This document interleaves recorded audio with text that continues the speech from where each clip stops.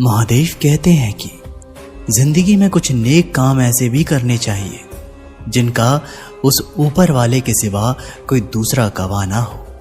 जब कोई विचार अन्य रूप में मस्तिष्क पर अधिकार कर लेता है तब वो वास्तविक भौतिक या मानसिक अवस्था में परिवर्तित हो जाता है। सब्र कोई कमजोरी नहीं बल्कि ये वो ताकत होती है जो सभी में नहीं होती। दुआएं कभी खाली नहीं जाती, बस सही वक्त पर कबूल होती है। मनुष्य अपने विश्वास से निर्मित होता है, जैसा वह विश्वास करता है वो वैसा ही बन जाता है। सब कुछ खराब हो सकता है लेकिन चरित्र और व्यवहार नहीं। अपनी सोच को काबू में रखिए क्योंकि आपकी सोच ही असलियत का रूप लेगी। अगर नीयत अच्छी हो तो नसीब कभी बुरा नहीं होता। वक्त बनाने वाले को जरा सा वक्त देकर देखो, वो आपका वक्त बदल देगा। जो आप सर्व करेंगे वही आप डिजर्व करेंगे। दिमाग में विचारों का ट्रैफिक जितना कम होगा जिंदगी का रास्ता उतना ही आसान होगा। मन का झुकना भी बहुत जरूरी है। सिर्फ सिर झुकाने से भगवान नहीं मिलते। मंजर बुरा हो सकता है लेकिन जिंदगी नहीं। जीतने का मजा तो तब आता है जब सभी आपके हारने का इंतजार कर रहे हो। अगर आप इन बातों और परिस्थितियों की वजह से चिंतित हो जाते हैं तो आपके नियंत्रण में नहीं, तो इसका परिणाम समय की बर्बादी और भविष्य का पछतावा है। आप दुख पर ध्यान देंगे हमेशा दुखी रहेंगे। आप सुख पर ध्यान देंगे हमेशा सुखी रहेंगे, क्योंकि आप जिस पर ध्यान देते हैं वही चीज सक्रिय हो जाती है। बुरा वक्त भी गुजर जाता है, बस ईश्वर को हमारा सब्र आजमाना होता है। चेहरे पर हमेशा मुस्कान का ये मतलब नहीं कि जीवन में संघर्ष नहीं है, बस ऊपर वाले पर भरोसा ज्यादा है। जिंदगी में अगर कुछ बड़ा करना है तो दो चीजें हमेशा याद रखना, जो खोया है उसका कम नहीं और जो पाया है वो किसी से कम नहीं। तबीयत से व्यक्ति जितना कमजोर नहीं होता उससे ज्यादा नकारात्मक विचारों से थक जाता है। जिंदगी में हम कितने सही और कितने गलत हैं ये दो ही शख्स जानते हैं, परमात्मा और अंतरात्मा। नकारात्मक विचारों को अपने मन में प्रवेश करने की अनुमति ना दें, क्योंकि यही वो एक चीज होती है जो हमारा आत्मविश्वास कम कर देती है। कामयाबी कुछ ही नहीं, बस एक नाकामयाब व्यक्ति के संघर्ष की कहानी होती है। आपके खिलाफ होने वाली बातों को खामोशी से सुन लीजिए। यकीन मानिए वक्त उन्हें बेहतर जवाब देगा। जिसने अपने मन को वश में कर लिया है उसकी जीत को देवता भी हार में नहीं बदल सकते। अगर लोग आपकी अच्छाई को आपकी कमजोरी समझते हैं तो ये उनकी समस्या है। एक समय में एक काम करो और ऐसा करते समय अपनी पूरी आत्मा उसमें डाल दो, बाकी सब कुछ भूल जाओ। आज के जमाने में सुखी होना तो स्वार्थी बनना पड़ेगा। ये हम नहीं, इस युग की सत्य हकीकत है। जो हमारे जज्बातों की कद्र नहीं कर सकते उनके पीछे पागल होना प्यार नहीं बेवकूफी है।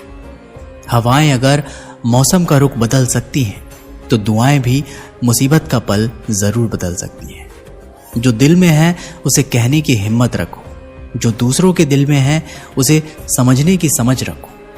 रिश्ते कभी नहीं टूटेंगे। अपनी लगन, धैर्य, हिम्मत और सकारात्मक विचारों के सहारे इंसान अनेक विकट परिस्थितियों में भी सफलतापूर्वक बाहर आ सकता है। ये एक निश्चित बात है कि आप काम खत्म नहीं कर सकते अगर आप काम शुरू नहीं करेंगे। किसी भी काम का सबसे कठिन हिस्सा काम को शुरू करना है। कभी हार मत मानो।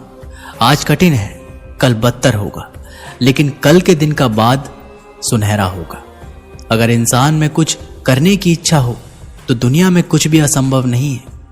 जहां दूसरों को समझाना मुश्किल हो जाए वहां खुद को समझा लेना ही बेहतर है। बदन है मिट्टी का, सांसें सारे उधार है। घमंड भी है तो किस बात का, यहां तो हम सब किराएदार हैं। परेशानियां जिंदगी का हिस्सा है। जिसने अपनी परेशानियों पर कदम रखा है वह जीत गया है, और जिसने अपने परेशानियों को सर पर सवार कर लिया वह लुट गया। जीवन में कई बार हम बड़ी बड़ी परेशानियों से यूं ही निकल जाते हैं मानो कोई है जो हमारा साथ दे रहा है, और उसी अदृश्य शक्ति को हम परमात्मा कहते हैं। इसलिए याद रखना, आज दुनिया साथ छोड़ दे तो ईश्वर आपका हाथ थाम लेता है। क्रोध के सामने थोड़ा रुकना सीखो और गलती के सामने थोड़ा झुकना सीखो। जो आपके हाथ में नहीं है, यदि उसका मोह करोगे तो जीवन नरक बन जाएगा। जीवन में इतना सबक तो मिल गया, फिक्र में रहोगे तो खुद जलोगे, बेफिक्र रहोगे तो दुनिया जलेगी।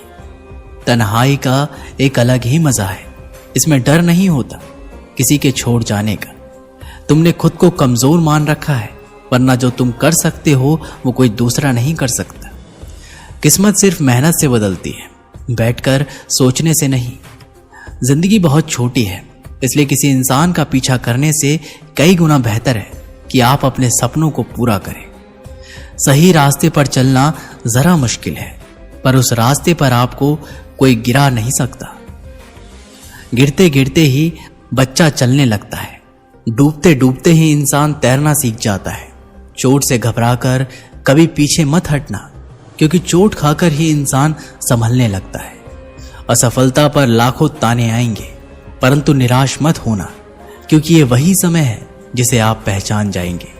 माँ के बाद सिर्फ हिम्मत मनुष्य का साथ देती है, जो मनुष्य को कभी हारने नहीं देती। कुदरत ने हम सबको हीरा ही बनाया है, बस शर्त यह है कि जो घिसेगा वही चमकेगा। सब कुछ किताबों से ही सीखने को नहीं मिलता, कुछ मतलबी लोगों से भी बहुत कुछ सीखने को मिलता है। कभी भी किसी जरूरतमंद को अपनी चौखट पर जलील मत कीजिए, क्योंकि ऊपर वाला कटोरा बदलने में देर नहीं लगाता। आज रास्ता बना लिया है, कल मंजिल भी जरूर मिलेगी। हौसलों से भरी ये कोशिश एक दिन जरूर रंग लाएगी। इस संसार में कुछ भी स्थिर नहीं है, ना समय, ना प्रेम, ना घृणा और ना ही संबंध। कोई आपको ना समझे तो चिंता मत करना, क्योंकि अच्छे लोग और अच्छी किताबें हर किसी को समझ में नहीं आती। मित्रता का कोई स्वार्थ नहीं, बल्कि एक विश्वास है, जहां सुख में हंसी मजाक से लेकर संकट में साथ देने की जिम्मेदारी होती है। यहां झूठे वादे नहीं, बल्कि सच्ची कोशिशें की जाती है।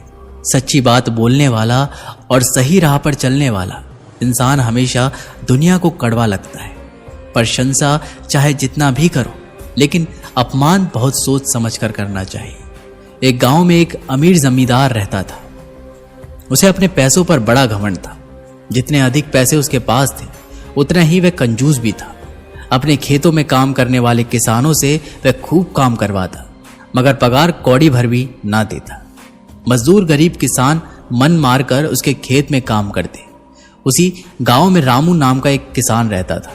उसके पास थोड़ी सी जमीन थी, उसी में खेती बाड़ी कर वह अपना और अपने परिवार का गुजारा चलाता था। रामू बड़ा मेहनती था। वह दिन भर अपने खेत में काम करता और अपनी मेहनत के दम पर इतनी फसल प्राप्त कर लेता कि अपने परिवार के लिए 2 वक्त की रोटी जुटा सके।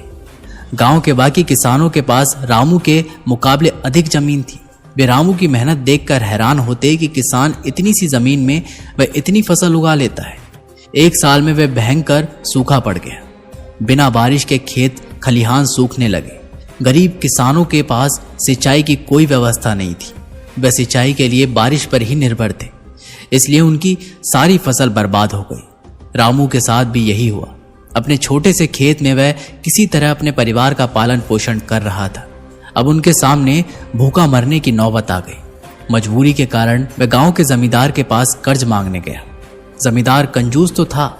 उसने सोचा कि यदि उसने रामू को पैसा दे दिए तो ये लौटा तो पाएगा नहीं, इसलिए उसे अपने खेत में काम पर लगा लेता हूँ। मेहनती तो ये है ही और मजबूर भी, कम पैसों में दुगनी मेहनत करवाऊंगा। उसने रामू से कहा, देख रामू, मैं तुझे कर्ज तो दे नहीं सकता, लेकिन तेरी इतनी मदद कर सकता हूं कि तुझे अपने खेत में काम पर रख लूं। तुझे महीने के 1000 रुपए दिया करूंगा। रामू बोला, पर मालिक, दूसरे किसान तो 2000 पाते हैं। जमींदार बोला, करना है तो करो, वरना मेरे पास किसानों की कोई कमी नहीं है। मजबूर रामू क्या करता, हामी भरकर घर लौट आया। अगले दिन से जमींदार के खेत में काम करने लगा। मेहनती तो वो था ही, वह खूब मेहनत और लगन से काम करता। उसने 4 महीने का काम 2 महीने में ही कर दिया। ये देख जमींदार बहुत खुश हुआ, लेकिन इसके मन में मक्कारी जाग उठी।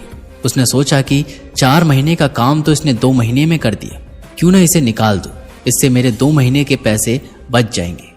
उसने रामू को बुलाया और उसके 2 महीने के पैसे देकर कहा, रामू ये ले तेरे पैसे, कल से मत आना, अब मुझे तेरी जरूरत नहीं। ये सुनकर रामू परेशान हो गया। बड़ी मुश्किल से उसका घर चल रहा था, अब अपने परिवार का भरण पोषण कैसे करेगा। वे जमींदार के सामने गिड़गिड़ाने लगा कि उसे काम से ना निकाले, लेकिन जमींदार ने उसकी एक ना सुनी और उसे काम से निकाल दिया। रामू आंखों में आंसू लेकर लौट आया। चिंता से रात भर उसे नींद नहीं आई। सुबह उठकर उसने फैसला किया कि वह फिर से जमींदार के पास जाएगा और उससे विनती करेगा कि उसे वापस काम पर रख ले। वह जमींदार के घर के सामने जाकर बैठ गया। सुबह उठकर जब जमींदार अपने घर के बाहर निकला तो रामू को घर के सामने बैठा हुआ देख उसने रामू से पूछा, क्या हुआ रामू, क्यों आया है? रामू जमींदार के पैरों में गिर पड़ा और गिड़गिड़ाते हुए बोला, मुझ पर दया कीजिए मालिक, मुझे काम पर रख लीजिए, मेरा परिवार भूखा मर जाएगा। जमींदार ने उसकी एक ना सुनी और उसे धक्के मार के वहां से निकाल दिया। रामू उस समय तो वहां से चला गया, लेकिन अगली सुबह फिर सेठ के घर के सामने जाकर बैठ गया। जमींदार ने फिर उसे बुरा भला कहा और भगा दिया। अब से रोज यही क्रम चलने लगा। राजू रोज जमींदार के घर के सामने जाकर बैठ जाता और जमींदार उसे भगा देता। पूरे गांव में इस बात की चर्चा होने लगी। सब जमींदार को भला बुरा कहने लगे। तंग आकर जमींदार ने सोचा कि क्यों ना कुछ दिन परिवार सहित दूसरे गांव चला जाऊं, मुझे घर पर ना देखकर रामू यहां आना बंद कर देगा। अगले दिन वह परिवार सहित दूसरे गांव अपने रिश्तेदार के घर चला गया। 10-15 दिन रिश्तेदार के घर रहने के बाद जब वह अपने घर लौटा तो रामू को अपने घर के सामने बैठा नहीं पाया। वह मन ही मन खुश हुआ कि चलो उससे पीछा छूटा, लेकिन वह चकित भी हुआ कि आखिर रामू ने आना बंद क्यों कर दिए। उसने गांव वालों को बुलाकर पूछा तो पता चला कि रामू घायल है और अपने घर पर पड़ा हुआ है। जमींदार ने पूछा, क्यों, क्या हुआ उसे? एक जमींदार ने कहा, मालिक, जब आप दूसरे गांव चले गए थे तब भी रामू आपके घर के सामने बैठा रहता था। एक दिन आपका खाली घर देखकर कुछ चोर चोरी करने के इरादे से आपके घर में घुसे, लेकिन वे रामू की नजर में आ गए। रामू अपनी जान की परवाह ना कर उनसे उलझ गया और उन्हें भगा दिया। उनके बीच हुई हाथापाई के कारण रामू घायल हो गया। ये जानकर जमींदार को खुद पर शर्म आने लगी कि उसने रामू के साथ कितना बुरा किया, लेकिन इसके बाद भी रामू उसके घर चोरी होने से बचाने के लिए चोरों से उलझ गया। वह पछताने लगा। उसने रामू के घर जाने का फैसला किया। वह रामू के घर पहुंचा तो देखा कि रामू बड़ी दयनीय अवस्था में चारपाई पर पड़ा हुआ है। उसके बच्चे भूख से बिलख रहे हैं। ये देख जमींदार का दिल भर आया। उसने रामू से अपने किए की माफी मांगी, उसका इलाज करवाया और ठीक होने के बाद अच्छी पगार के साथ उसे फिर से काम पर रख लिया। दोस्तों, इस कहानी से हमें सीख मिलती है, कभी किसी के साथ बेईमानी नहीं करनी चाहिए और हमेशा सदा जरूरतमंदों की सहायता करनी चाहिए और सदैव अपना काम ईमानदारी से करना चाहिए। दोस्तों, ये वीडियो यहीं पर समाप्त होती है। आशा करते हैं कि आप लोगों ने इस वीडियो से बहुत कुछ सीखा होगा। मिलते हैं एक नई वीडियो के माध्यम से। तब तक आप सभी दर्शकों का बहुत बहुत धन्यवाद। हर हर महादेव।